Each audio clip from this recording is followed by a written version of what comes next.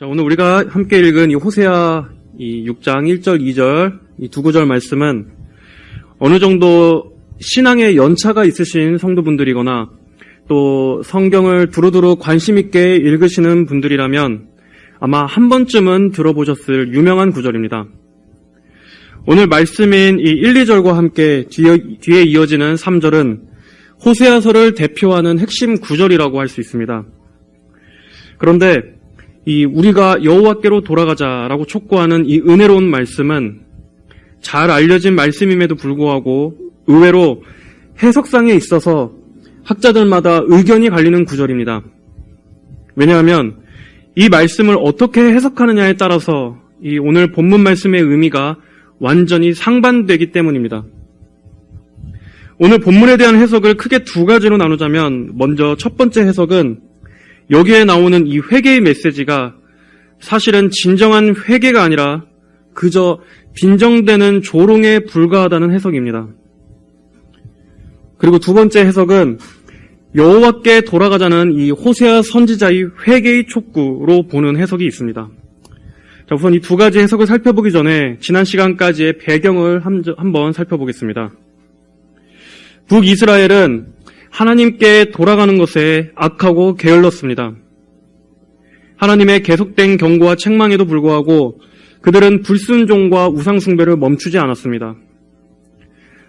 북이스라엘은 이 당시 여로보암 2세 당시에 이 솔로몬 왕국 시대에 버금갈 만큼의 국가적인 번영을 이루었지만 외적인 번영이 오히려 그들의 영적인 눈을 감기게 했습니다.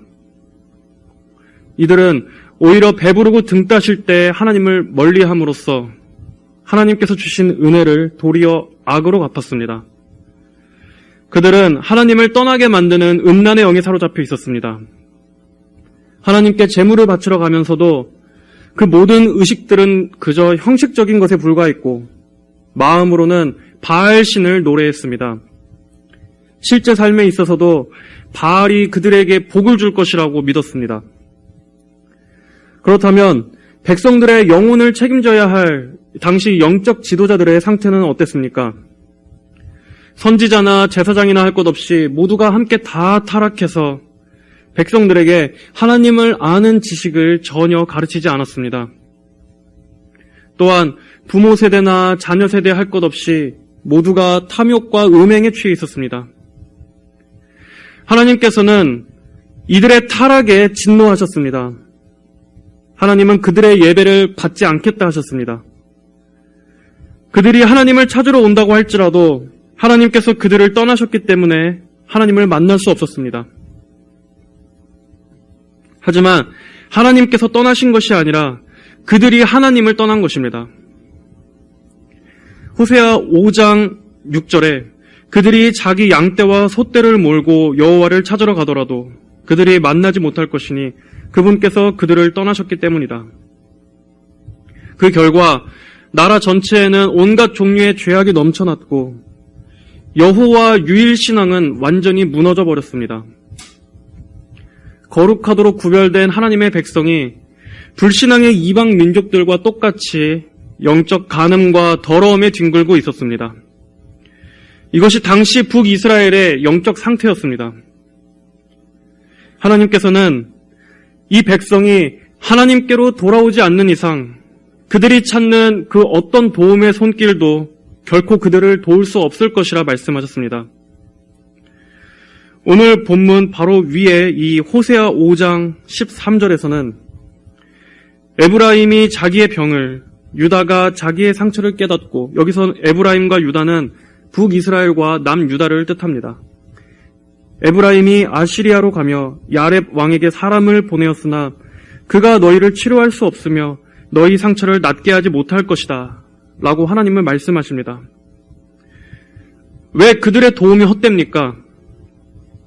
이스라엘의 근본적인 문제는 하나님과의 문제였기 때문입니다. 그들은 하나님과의 관계에서부터 문제를 풀었어야 했습니다. 회개하고 하나님께로 돌이킨다면 그들은 고침을 받을 수 있었을 것입니다. 하나님의 도우심으로 인해서 새로워질 수 있었을 것입니다. 그러나 영적으로 어두워진 이스라엘은 정작 가장 중요한 원인은 파악하지 못하고 이방 민족의 도움을 구걸하면서 계속 헛다리를 짚었던 것입니다. 5장 14절에서는 이는 내가 에브라임에게는 사자 같고 곧 내가 유다 족속에게는 젊은 사자같이 그들을 찢고 떠날 것이므로 내가 빼앗더라도 그들을 구해줄 자가 없을 것이다. 문제의 출발도 또 해결 방법도 하나님께 있었습니다. 여기 14절에 계속해서 하나님께서 내가 라고 말씀하시는 게 보이십니까? 하나님께서는 그들이 고개를 돌려서 하나님을 바라보기를 촉구하셨습니다. 우상을 바라보는 그 눈을 돌려서 하나님을 바라보기를, 이 모든 것이 누구로부터 왔는지를, 그들의 번영과 또 그들에게 임할 그 재앙이 누구의 손으로부터 시작되었는지를 보라는 의미입니다. 이스라엘은 하나님을 주목해야 했습니다. 모든 문제를 하나님께로 돌아가서 하나님으로부터 다시 시작한다면 모든 것이 제자리를 찾을 수 있었을 것입니다. 그리고 5장은 이렇게 마무리합니다. 그들이 자기 죄를 뉘우치고 내 얼굴을 구할 때까지 내가 또 내 자리로 돌아갈 것이다. 그들이 고통당할 때는 나를 간절히 찾을 것이다. 결국 하나님께서는 이제 강한 처방을 내리십니다. 그들이 계속해서 고집과 불순종을 꺾지 않았기 때문에, 하나님의 말씀에 귀를 막았기 때문에 그들이 정신 차릴 만한 센 매를 준비하십니다. 이 15절의 말씀이 어떻게 성취됩니까? 결국 그들은 후에 강대국 아수르의 공격에 의해서 나라가 멸망하고 포로로 잡혀가게 됩니다. 그리고 이 말씀대로 그때서야 그들이 부르짖게 됩니다. 그들이 잿더미 속에서 자신들의 불순종을 진정으로 회개하고 하나님 앞에 낮아져서 잔뜩 엎드러질 때까지 하나님께서는 얼굴을 가리실 것이며 그들은 불순종의 대가를 치를 것이라는 말씀입니다. 자, 그렇다면 다시 오늘의 본문인 6장 1절 2절로 돌아와서 이 두 절에 대한 두 가지 상반된 해석이 있다고 말씀드렸습니다. 만약 이 성경 주석가들의 의견 중에 첫 번째 해석대로 이것은 진정한 회개가 아니라 빈정대고 조롱하는 것이라는 것으로 오늘 말씀을 이해한다면 이렇게 해석할 수 있습니다. 하나님의 이런 무서운 경고에도 불구하고 너무나 어리석게도 그럼에도 북이스라엘은 여전히 콧방귀를 낍니다. 그래서 이런 식으로 말하는 것입니다. 그래, 우리가 하나님께로 돌아가자. 하나님은 늘 그랬듯이 우리를 또 도우실 거고 또 살려주실 텐데 한 2, 3일만 있으면 잠깐만 뉘우치는 척하면 금방 다시 풀어주실 거야. 이런 식으로 진심 어린 회개가 아닌 가볍고 불성실한 회개로 답했다는 것입니다. 이런 해석도 일리가 있습니다. 왜냐하면 이어지는 이 6장 이후의 내용들을 보면 여전히 북이스라엘은 하나님께 대해 강팍한 마음이 꺾이지 않고 있기 때문입니다. 그리고 하나님의 책망의 말씀도 계속 이어지고 있기 때문에 이런 첫 번째 해석도 가능하다고 봅니다. 자, 그럼 두 번째 해석은 어떤 것이었습니까?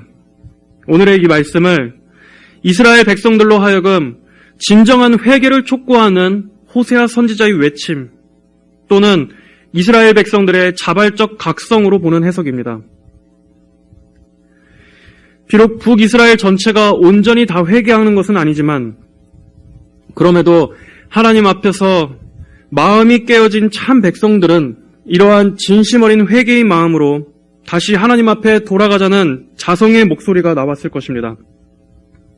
그리고 저는 이 두 번째 해석을 근거로 오늘 말씀을 전하려고 합니다. 욥의 세 친구의 말들이 욥에게 실질적인 위로를 주지는 못했어도 그 세 친구의 말 역시 하나님에 대한 진리를 포함하고 있었듯이 이 말씀 또한 택하신 백성들을 향한 하나님의 사랑과 용서라는 하나님의 성품을 보여준다는 것은 명백한 사실이기 때문입니다. 자, 1절은 이렇게 시작하고 있습니다. 오라, 우리가 여호와께로 돌아가자. 이 말씀은 신속하고 긴급한 회개를 요청하고 있습니다. 이스라엘 백성들이 조속히 하나님께 돌아오기를 간절히 촉구하는 이 호세아 선지자의 외침은 곧 하나님의 백성들을 향하신 하나님 자신의 외침이기도 합니다. 왜 이토록 시급하게 회개해야 합니까? 왜 신속하게 하나님께로 돌아가야 합니까? 회개하지 않을 경우에 하나님의 징계가 그들에게 임할 것이기 때문입니다. 성도라고 할지라도 그들이 하나님을 떠나서 타락한 상태를 지속한다면 하나님은 자녀들의 죄를 계속 눈감아 보시지 않습니다. 하나님의 분노는 정당하신 분노입니다. 죄를 미워하시는 하나님의 공의로운 속성에 합당한 의로우신 분노입니다. 하나님은 자기 백성을 질투하시기까지 사랑하시기 때문에 언제까지고 백성들의 우상 숭배를 놔두실 수 없습니다. 물론 하나님께서는 한순간에 그들의 마음을 바꿔버리실 수 있는 능력이 있으신 하나님이십니다. 그러나 하나님은 우리를 강제로 복종시키는 분이 아닙니다. 왜냐하면 하나님께서는 인격적인 분이시고 자녀들이 자발적으로 회개하여 나오기를 원하시기 때문에 오래도록 참아주십니다. 그러한 하나님의 마음은 에스겔 선지자의 선포를 통해서도 잘 나타나 있습니다. 에스겔 18장 31절로 32절에 너희는 너희가 행한 모든 범죄를 던져버리고 너희 마음과 영을 새롭게 하여라. 이스라엘 족속아 어찌하여 너희가 죽고자 하느냐? 참으로 나는 죽어야 할 자라도 그가 죽는 것을 기뻐하지 않는다. 주 여호와의 말이다. 너희는 돌이켜서 살도록 하여라. 하나님께서는 선지자들을 통하여 끊임없이 경고하십니다. 그러나 하나님의 경고에도 그들은 깨어지지 않았습니다. 이러한 인간의 악하고 고집스러운 본성은 하나님의 손 안에서 다루어질 필요가 있습니다. 하나님께서는 결코 인간의 강팍한 마음에 휘둘리시는 분이 아니십니다. 많은 시간과 또 많은 깨닫게 하시는 은혜에도 불구하고 그들이 여전히 돌이키지 않는다면 하나님은 징계와 훈계의 매료되십니다. 그러나 불신자들과 또 신자들을 다루시는 섭리는 다릅니다. 끝까지 최종적으로 예수 그리스도를 믿지 않는 자들에게는 멸망과 심판을 예비하시지만 성도에게는 그들을 건지시고 살리시기 위해서 매를 드시는 것입니다. 하나님은 지혜로운 의사이십니다. 세상의 구원자들은 인간을 치료할 수 없지만 하나님은 완전한 치료자이십니다. 사람이 스스로 변할 수 있습니까? 인간의 본성을 스스로 뜯어고칠 수 있습니까? 절대 그럴 수 없습니다. 인간은 절대 바뀌지 않습니다. 사람은 자신의 힘으로 스스로를 변화시킬 수 없습니다. 그저 몇 가지 안 좋은 습관들을 끊고 죄들을 끊을 수는 있습니다. 나쁜 습관들을 버릴 수는 있습니다. 또한 부정적인 성격을 긍정적인 성격으로 바꿔나갈 수는 있습니다. 그러나 인간의 뿌리 깊은 본성은 절대 바뀔 수 없습니다. 그것은 오직 성령의 역사로만 가능한 것입니다. 하나님만이 인간을 바꾸실 수 있습니다. 인간이 본질적으로 돌이켜지기 위해서는, 진정으로 참된 변화가 일어나기 위해서는 하나님의 수술이 필요합니다. 이를 위해서 하나님께서는 노련하고 지혜로운 의사처럼 수술용 칼로, 메스로 인간의 마음을 째고 도려내십니다. 우리 안에 자아 중심적인 마음을 도려내시고 악한 본성을 도려내시기 위해서 인간 영혼의 깊은 곳에 하나님은 칼을 들이대십니다. 그 수단으로 율법이 있습니다. 율법을 통해서 우리 안에 골마 터지고 악한 종량이 있음을 보게 하십니다. 그 악한 종량은 사람의 힘으로는 절대 해결할 수 없습니다. 그 어느 누구라도 하나님의 거룩하신 율법 앞에 서면 모두가 다 죄인입니다. 우리 안에는 하나도 의로운 것이 없고 우리 안에 있는 것이라고는 멸망받아 심판받을 것밖에 없는 죄인이라는 것을 알게 할 뿐입니다. 율법에 이러한 날카롭고 예리한 칼로 째지 않는다면 우리 속 안에 있는 이런 더럽고 악한 것들을 어떻게 볼 수 있었겠습니까? 우리 안에는 날마다 악한 죄가 샘솟듯이 솟아납니다. 넘치는 홍수처럼 뿜어댑니다. 날마다 악한 생각과 악한 마음, 또 우리의 입으로 악한 말들을 쏟아내는 것이 우리 인간입니다. 하나님께 대하여는 지독할 정도로 무관심하고 생명과 구원의 길을 추구하는 것에는 게으르고 미지근합니다. 인간은 성령께서 조명해 주시기 전까지는, 빛을 비춰주셔서 정직하게 하나님 말씀 앞에 서게 하시기까지는 자신의 죄를 깨닫지도 인정하지도 않습니다.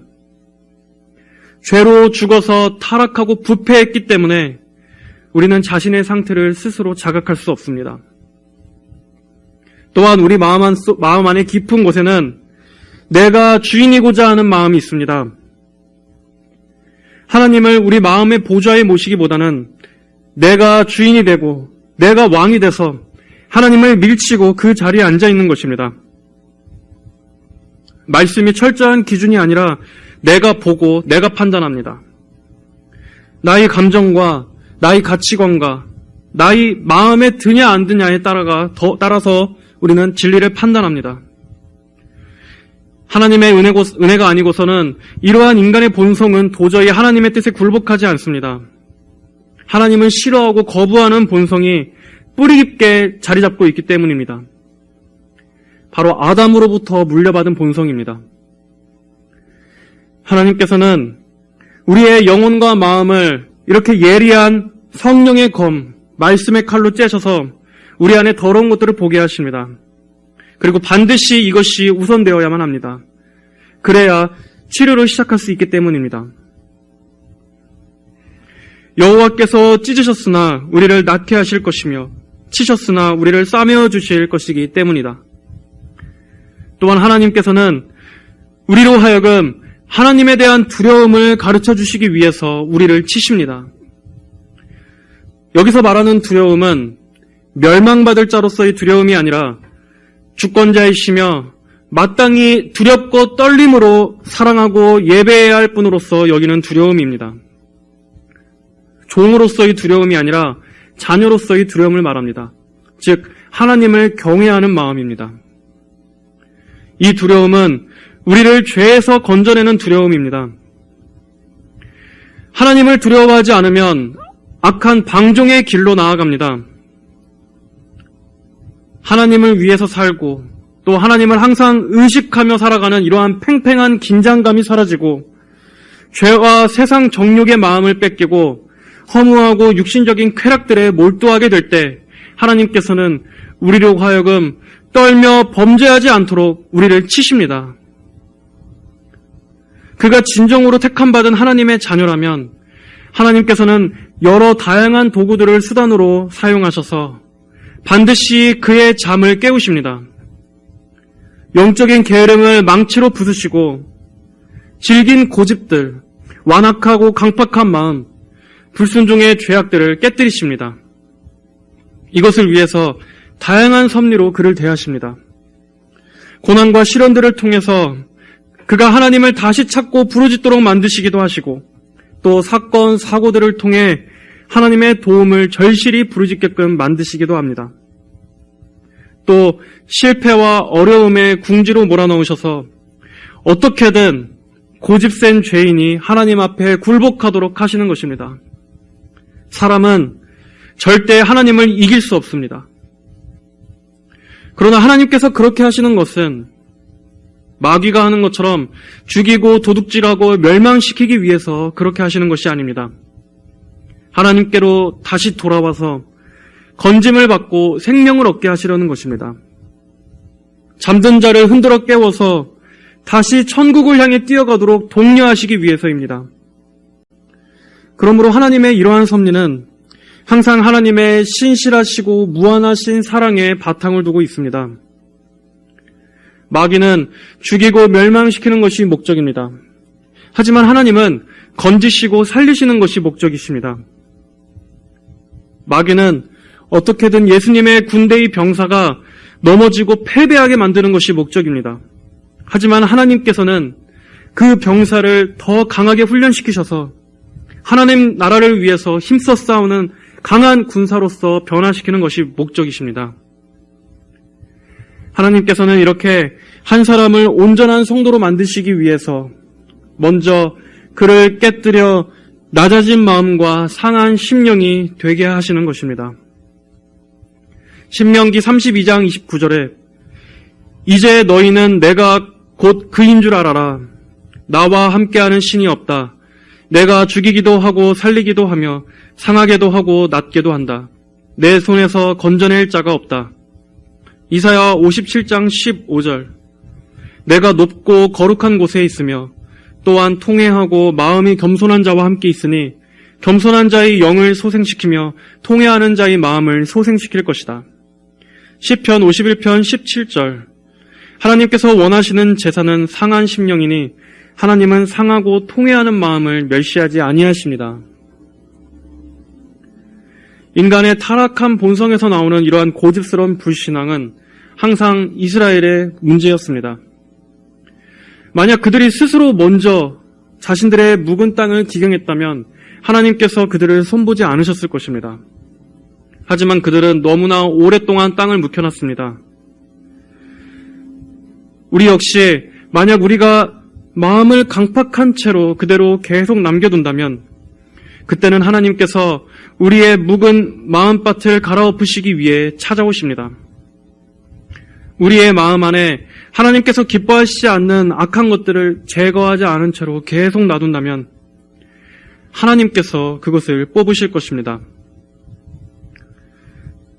복음서에 나오는 탕자의 비유에서 만약 그 둘째 아들이 비참함을 겪지 않았다면 어떻게 아버지께로 돌아갈 마음이 생길 수 있었겠습니까? 누가복음 1장 14절부터 19절에 그가 모든 것을 탕진해 버렸을 때 그 지방에 큰 흉년이 들어 그가 궁핍해지기 시작하니 그가 그 지방 주민들 가운데 하나에게 가서 의탁하게 되었다. 그 주인은 그를 자기 농장들로 보내어 돼지들을 치게 하였다. 그는 돼지들이 먹는 쥐염 열매로 배를 채우고자 하였으나 아무도 그에게 주지 않았다. 그러자 그가 스스로 돌이켜 말하였다. 내 아버지의 그 많은 품꾼들에게는 양식이 넘쳐나는데 나는 여기에서 굶어 죽는구나. 일어나 내 아버지께 가서 말씀드리기를 아버지, 제가 하늘과 아버지 앞에 죄를 지었습니다. 저는 더 이상 아버지의 아들이라 불릴 자격이 없으니 저를 아버지의 품꾼들 중 하나로 삼아주십시오 해야겠다 하고 그 탕자는 자신의 비참한 처지를 깨달았기 때문에 내가 이렇게 비참하게 돼지 우리 속에서 굶어 죽는구나 라는 이러한 비참한 처지를 겪었기 때문에 자비롭고 풍족한 아버지의 집을 떠올릴 수 있었습니다. 이렇듯 인간은 그가 교만할 때는 하나님 앞에서 자신만만해하지만 하나님께서 찢으시고 매를 드실 때가 돼서야 회개하고 하나님께로 돌아오게 되는 것입니다. 하나님께서는 이렇게 상하고 통회하는 마음이 되기까지 인간을 낮추십니다. 그때가 돼서야 예수 그리스도의 부드러운 은혜에 자신을 온전히 의탁할 마음이 준비가 되기 때문입니다. 그 전까지 인간은 절대로 자기 의의 옷을 벗지 않습니다. 하지만 마음이 낮아진 후에는 자신에 대한 신뢰를 온전히 예수님 앞에 굴복시키고자 하는 마음이 생겨나고 또 하나님께서는 배후에서 그런 마음을 주십니다. 그는 자신의 본성 안에 악함을 발견하고 자신이 범한 많은 죄악들을 깨달으며 자기 마음속에 그동안 자신도 결코 생각하지 못했던 아주 깊은 악들이 내재하고 있다는 사실을 인식하고서 깊이 낮아지고 그 마음이 상하게 됩니다. 자신 안에는 하나님 앞에 내세울 만한 그 어떤 거룩함도 선함도 의로움도 없다는 것을 깨닫고 자신에 대해 철저하게 절망하게 됩니다. 이 정도까지 낮아지고 나서야 그때서야 나의 주권자, 또 내 인생의 도우심은 오직 하나님 손에만 달렸다라고 하는 것을 겸손히 인정하게 됩니다. 나는 완전히 헐벗은 존재요. 오직 예수님의 의의 옷으로만 나를 가려주시기를 소망하게 되는 것입니다. 이것이 하나님께서 한 영혼을 은혜 아래로 굴복시키시는 놀라운 역사입니다. 자신의 그동안의 모든 불행의 근본적인 원인이 하나님과의 깨어진 관계에서 비롯된 열매라는 것을 깨닫게 하시고 하나님께로 돌아가 하나님의 용서와 치료를 갈구하게 하십니다. 그리고 하나님은 능히 구원의 손을 행하십니다. 이 모든 것을 통해서 하나님께서 홀로 영광을 받으십니다. 고린도후서 7장 10절에서는 이렇게 말씀합니다. 하나님의 뜻대로 하는 근심은 구원에 이르게 하는 회개를 가져오기 때문에 후회할 것이 없으나 세상 근심은 사망을 가져온다. 오늘날 우리들의 근심은 뒤바뀌어 버렸습니다. 우리는 어떠한 것으로 인해서 근심하고 있습니까? 여러분의 마음 안에 가득 차 있는 근심은 어떤 종류의 근심입니까? 하나님과의 관계로 인한 근심이십니까? 아니면 이 세상 사망에 이르게 하는 근심만이 가득하십니까? 문제의 원인을 찾기를 원하신다면 하나님께로 돌아가십시오. 하나님과의 관계에서부터 출발하십시오. 그렇다면 모든 것이 질서를 잡고 하나씩 풀릴 것입니다. 이것이 성경에서 일관되게 말하는 회복의 원칙입니다. 성도를 향하신 하나님의 징계의 매는 자비 없는 심판이 아닙니다. 하나님께로 돌아가면 하나님께서는 언제든지 받아주실 것입니다. 오늘 이 6장 1절의 말씀도 하나님께 돌아갈 경우에 하나님께서 베푸실 이 소망의 빛을 엿볼 수 있는 구절입니다. 어째서입니까? 우리가 하나님께로 돌아가면 하나님의 용서를 받을 수 있는 근거는 무엇입니까? 하나님의 자비와 긍휼하신 성품 때문입니다. 택하신 백성을 끝까지 붙드시는 하나님의 신실하신 사랑 때문입니다. 택자들에 대한 이 사랑과 긍휼하신 그 성품은 용서의 기초입니다.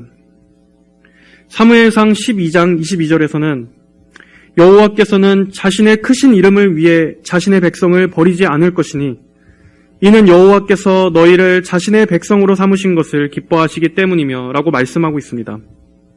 또 요한일서 4장 19절에서는 우리가 사랑하는 것은 하나님께서 먼저 우리를 사랑하셨기 때문이다 라고 말씀하고 있습니다. 하나님께서는 성도를 예수 그리스도의 보배로운 핏값을 주고 사셨기 때문에 절대로 성도를 버리실 수 없습니다. 하나님은 자녀를 포기하시지 않습니다. 성도들이 은혜 안에서 끝까지 참아서 영원히 구원받을 수 있도록 하나님은 절대로 성도의 영혼을 포기하시지 않습니다. 하나님께서는 하나님의 변하실 수 없는 값없는 사랑으로 인하여 성도를 영원전에 예정하셨습니다. 그러므로 그 영혼이 끝내 멸망하도록 놔두시지 않습니다. 하나님의 은혜로우신 섭리와 돌이키시는 은혜를 통해서 계속해서 엇나간 자녀를 다시 부르시고 온전하게 회복시켜 주십니다. 우리 성도들 안에는 하나님의 씨가 심겨져 있습니다. 하나님의 씨, 요한일서 3장 9절에서는 이렇게 말씀합니다. 하나님께로부터 난 자마다 죄를 짓지 않으니 이는 하나님의 씨가 그 사람 안에 거하기 때문이다. 그는 죄를 지을 수 없으니 이는 그가 하나님께로부터 났기 때문이다. 하나님께서는 한번 사망에서 생명으로 옮기신 성도는 끝까지 보존하시고 지켜주십니다. 그가 결코 죄로 인해서 도중에 멸망하지 않도록 하나님의 보호가 그의 길을 지키는 것입니다. 또한 하나님께서는 하나님의 자녀들과 영원한 언약으로 묶여 있습니다. 예레미야 32장 40절부터 42절에 내가 그들과 영원한 언약을 맺고 그들에게 복을 주기 위하여 그들을 떠나지 아니할 것이며 나를 경외하는 마음을 그들 속에 두어 나를 떠나지 않게 할 것이다. 나는 그들에게 복주기를 기뻐하니 내가 진실로 내 온 마음과 온 정성을 다하여 그들을 이 땅에 심을 것이다. 여호와가 이같이 말한다. 내가 이 백성에게 이 큰 재앙을 가져온 것처럼 내가 그들에게 말하는 모든 복을 그들에게 내릴 것이다. 그러므로 하나님의 신실하신 성품과 또 회개하고 돌아오는 자에게 베푸시는 하나님의 긍휼하심, 그리고 하나님의 변치 않으신 영원전의 선택과 또 하나님의 신실하신 언약으로 인해서 성도들은 하나님께로 돌아와서 자비와 용서를 받을 수 있는 은혜로운 발판을 얻을 수 있는 것입니다. 그리고 이 모든 것을 가능케 하는 예수 그리스도의 대속의 은혜가 있습니다. 그러므로 우리의 죄악으로 인해서 하나님의 분노를 사고 또 성령님을 근심시키고 우리의 영혼과 마음이 더러워졌다 할지라도 오늘 이 말씀처럼 우리가 하나님께 돌아간다면 하나님은 반드시 우리를 다시 깨끗하게 해주실 것이며 온전한 회복을 기대할 수 있는 소망을 가질 수 있습니다. 자, 그렇다면 이 말씀을 어떻게 적용해 볼 수 있겠습니까? 짧게 두세 가지 정도로 요약해 보겠습니다. 먼저 우리는 하나님의 긍휼과 용서하심의 손을 뿌리치지 말아야 합니다. 하나님이 이토록 긍휼과 용서의 손을 펼치고 계신다고 하셔서 우리는 하나님의 오래 참으심을 시험해서는 안 됩니다. 하나님의 용서를 조롱하고 빈정대면서 지금은 내 마음대로 살다가 나중에 돌아가야지. 그때가 돼서도 하나님은 언제든지 날 받아주실 거야. 이런 식으로 생각해서는 안 됩니다. 오히려 그런 생각은 자신이 유기받은 자임을 드러내는 것입니다. 하나님과 자신이 아무런 상관없는 지금 현재 그 영혼의 상태가 하나님의 자녀가 아님을 증명하는 것입니다. 참된 성도는 하나님께로 돌아오라는 이 하나님의 음성에 저항하지 않고 깨달아 속히 회개하여 돌이킵니다. 이러한 말씀들이 하나님의 신호인 것을 깨닫습니다. 내가 더 이상 이렇게 무시하다가는 하나님께서 조만간 하나님께서 내 삶을 다루시겠구나 하는 이런 영적인 민첩함이 있습니다. 여러분, 하나님께로 속히 돌이키십시오. 하나님께로 돌아가면 살 수 있습니다. 나중이 아니라 지금 속히 마음을 돌이켜서 하나님께로 돌아가 고침을 받으시기를 바랍니다. 기회가 무한하지 않기 때문입니다. 여러분에게 주어진 시간 역시 영원하지 않기 때문입니다. 회개의 때를 놓치지 마십시오. 시간이 지날수록 인간의 마음은 더욱더 강팍해집니다. 나이가 들수록 사람의 고집은 더욱더 질겨집니다. 그리고 여러분의 삶은 더욱더 여유가 없어질 수 있습니다. 그러므로 계속해서 지금의 마음을 계속 유지하다가는 구원하시는 하나님의 은혜가, 그 은혜의 섭리가 더 이상 없을 수도 있습니다. 회개하기에 가장 좋은 때란 없습니다. 바로 지금입니다. 지금 오라 우리가 여호와께로 돌아가자 라고 말씀하실 때 여러분의 마음을 숙이시고 하나님께로 돌아가시기 바랍니다. 작은 경고들을 놓쳐서 다시는 돌이킬 수 없는 후회가 되지 않도록 하십시오. 하나님의 심판대 앞에서 저는 부당합니다. 저는 억울합니다. 라고 말할 수 없을 것입니다. 그때가 되면 하나님의 의로우심 앞에서 여러분은 그 어떤 변명도 할 수 없을 것이기 때문입니다. 그 어떤 추악한 죄인이라 할지라도 지금이라도 하나님께 돌아오면 용서받을 수 있다는 사실에 소망을 가지시기를 바랍니다. 여호와께서 찢으셨으나 우리를 낫게 하실 것이며 치셨으나 우리를 싸매어 줄 것이다. 하나님은 언제라도 자비로우신 그 두 팔을 벌리고 계십니다. 그리고 상하고 골마 터진 여러분의 상처와 죄악 덩어리를 다시 째고 도려내고 붕대로 싸매어 주실 은혜를 갖고 계신 분이십니다. 어떠한 추악한 죄인이라도 하나님께 돌아가면 용서받을 수 있습니다. 어째서입니까? 예수님의 대속 때문입니다.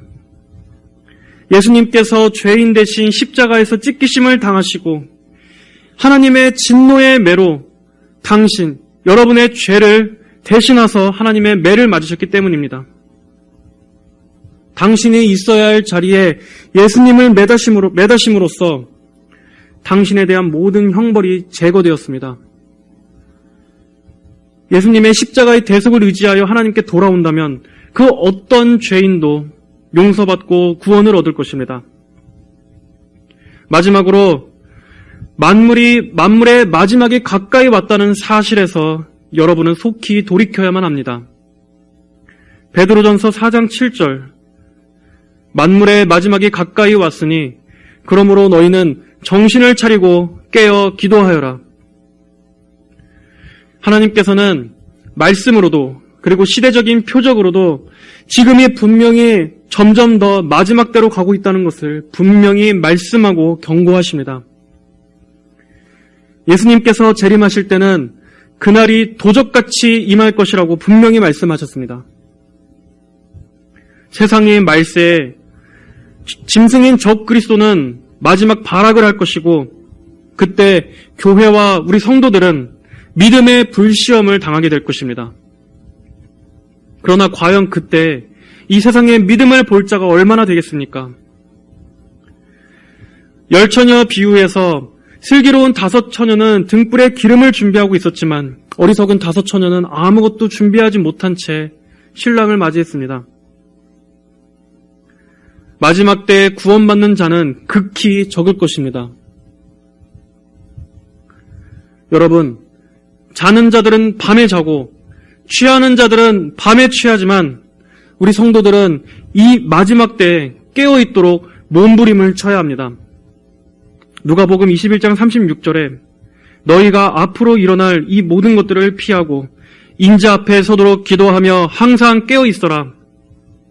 마가복음 24장 33절 이와 같이 너희도 이 모든 것들을 보거든 그분이 가까이 문 앞에 이른 줄을 알아라. 예수님께서는 내가 사랑하는 자마다 징계하니 그러므로 너는 열심을 내어 회개하여라 라고 말씀하셨습니다. 성도 여러분, 언제나 기도하고 회개하여 우리의 마음을 정결하게 되도록 준비하도록 합시다. 하나님을 알지 못하는 자들과 같이 이 세상 방탕 가운데 잠들지 마시고 언제나 부지런히 회개하고 부지런히 천국 백성의 의무에 힘쓰시기를 바랍니다. 하나님께서 주신 이 성도의 귀한 특권에 합당하게 날마다 하나님과 동행하며 전진하시기를 바랍니다. 여러 큰 근심과 시련으로 인해서 낙담되고 주저앉을 때가 있지만 여러분 기억하십시오. 주님께서 이제 곧 오십니다. 그분께서 속히 오실 것입니다. 마음을 강건하게 하시고 주님 오시는 그 날을 대비하며 정신을 차리고 깨어 있어야 할 때입니다. 지금은 하나님께로 돌이킬 때입니다. 지금은 깨어 기도할 때입니다. 회개할 때입니다. 언제나 항상 하나님께로 돌이켜서 장차 의의 면류관을 받게 되는 모든 성도 여러분들이 되시기를 주의 이름으로 간절히 축복합니다. 다 함께 기도하겠습니다. 하나님 아버지 감사합니다.